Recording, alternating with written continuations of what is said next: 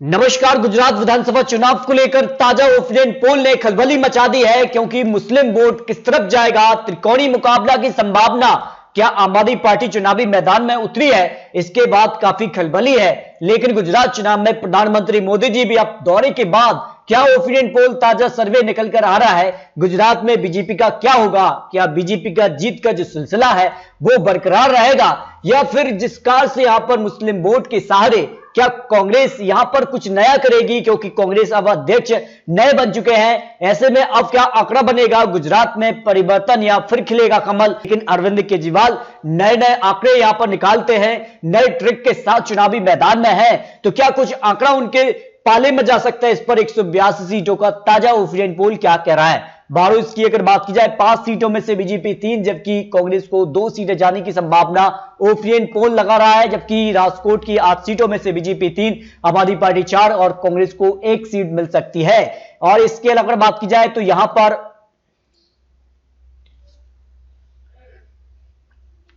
बनासकांठा की 9 सीटों में से बीजेपी 4 सीट, कांग्रेस को यहां पर 2 सीट, आम आदमी पार्टी यहां पर भी 3 सीटों पर जीत हासिल कर सकती है। आरावली की 3 सीटों में से बीजेपी 2 सीट, आम आदमी पार्टी यहां पर 1 सीट, कांग्रेस 0 सीट जा सकती है।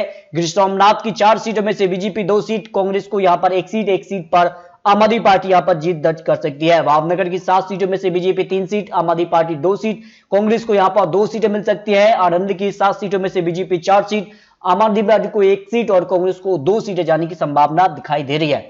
डांग की 1 सीट पर जो है आम आदमी पार्टी का यहां पर कब्जा हो सकता है। सुरेंद्रनगर की 5 सीटों में से बीजेपी 2 सीट, आम आदमी पार्टी 2 सीट, 1 सीट पर कांग्रेस को जीत मिल सकती है। सूरत की 16 सीटों में से बीजेपी 6 सीट, आम आदमी पार्टी को 5 सीट और कांग्रेस को यहां पर 5 सीटों पर जीत मिलने की संभावना लगाई जा रही है। वलसाड की 5 सीटों की बात की जाए तो बीजेपी 2 सीट पर, आम आदमी पार्टी और कांग्रेस को यहां पर 1 सीट जा सकती है। छोटा उदयपुर की 3 सीटों में से बीजेपी 1 सीट, जबकि आम आदमी पार्टी को यहां पर 2 सीटें मिल सकती हैं। मोरबी की 3 सीटों में से बीजेपी तीनों सीटों पर पूर्ण रूप से कमल खिला सकती है। महासागर की 3 सीटों में से बीजेपी 1 सीट, जबकि आम आदमी पार्टी यहां पर 2 सीट जीत सकती है। पाटन की 4 सीटों में से सभी 4 सीटों पर भारतीय जनता पार्टी यहां पर जीत दर्ज कर सकती है। यहां पर बात की जाए साबरकांठा की 4 सीटों में से बीजेपी 2 सीट और 2 सीटों पर आम आदमी पार्टी यहां पर जीत दर्ज कर सकती है।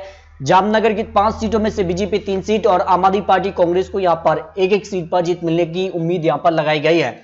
पोरबंदर की 2 सीटों में से बीजेपी 1 सीट पर आम आदमी पार्टी अब जीत रही है। पंचमहल की 5 सीटों में से बीजेपी 2 सीट पर आम आदमी पार्टी, कांग्रेस को 1 सीट जा सकती है। देवभूमि द्वारका की 2 सीटों की बात की जाए तो दोनों सीटों पर भारतीय जनता पार्टी जीत दर्ज कर सकती है। खेड़ा की 6 सीटों की बात की जाए तो बीजेपी सबसे ज्यादा 3 सीटों पर जीत दर्ज कर सकती है। आम आदमी पार्टी 1 सीट, 2 सीट पर कांग्रेस को भी जीत मिल रही है। दाऊद की 6 सीटों की बात की जाए तो बीजेपी 2 सीट, आम आदमी पार्टी को 3 सीट और कांग्रेस को यहां पर 1 सीट मिल सकती है। कच्छ की 6 सीटों में से बात की जाए तो बीजेपी यहां पर 3 सीट, आम आदमी पार्टी 1 सीट और कांग्रेस को 2 सीटें जाने की उम्मीद लगाई गई है। अमरेली की 5 सीटों में बात की जाए तो बीजेपी 3 सीट और कांग्रेस को 2 सीटें मिल सकती है।